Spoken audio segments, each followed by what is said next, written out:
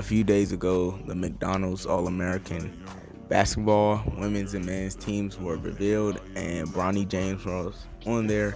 And I seen some people had a problem with that, so let's get to it. Mikey Williams deserved to be there.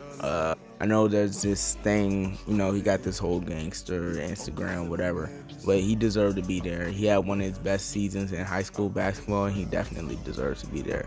Not to discredit any of the guys who made it, because they all equally deserve to be there. Just Mikey Williams played a great season, so I don't understand why he's not there.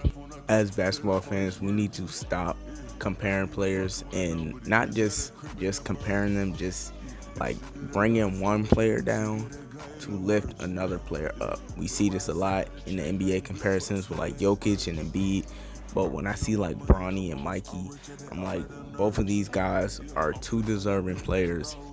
Mikey didn't make it, unfortunately, but Bronny was probably one of the best, if not the best, perimeter defender in his class. Really, the whole point of this video was just to say, just because somebody is deserving of something, let's not bring down the other player, because 9 times out of 10 they're just as deserving as the player who got snubbed. I think the main reason why we have this culture in basketball is because of Twitter. NBA Twitter is like the worst kind of space for the NBA community.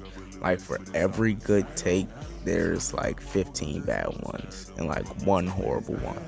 Here's something funny on Twitter, like not to be taken seriously, and then you have something like this that's crazy, bro.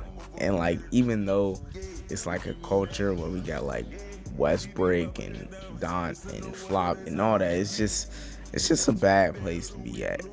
Twitter for NBA fans is like alcohol for recently divorced dads. Like, it's toxic, you should stay away from it. You still have kids and stuff, but you just can't stay away from it, because it just keeps you not sane, but it keeps you away from everything, and it kind of just makes your day better.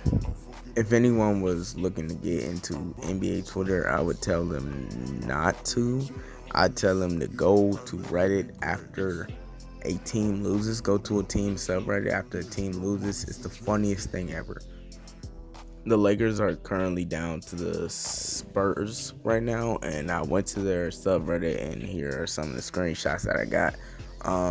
They're not really as funny as when they lose, but mid-game stuff, fans, overreacting, it's always going to be funny. Yeah, I think the basketball community has a lot of things to work on, like especially the internet community and the Twitter community. But besides that, I think everything is pretty chill. When you're, in the barbershop or something and you're debating, that can get pretty toxic sometimes, because not everybody know what they talking about. So you gotta, put them in a place. But yeah, more of this video, basketball community just got a lot of stuff to work on. And hopefully, a lot of that stuff can get fixed, because even though it's funny sometimes, other times it's just overbearing and nobody wants to, deal with that type of stuff. And I almost forgot the most crucial thing in the basketball community, the biggest problem, the TikTok podcast. I'm gonna just say, everybody don't need a camera and a mic. The absolute atrocities committed on TikTok from some unknown podcast, it's just crazy. Like, some of these guys, they have one good take, one good thing, and they think they know everything about basketball. Respectfully, of course, to those guys. Respect.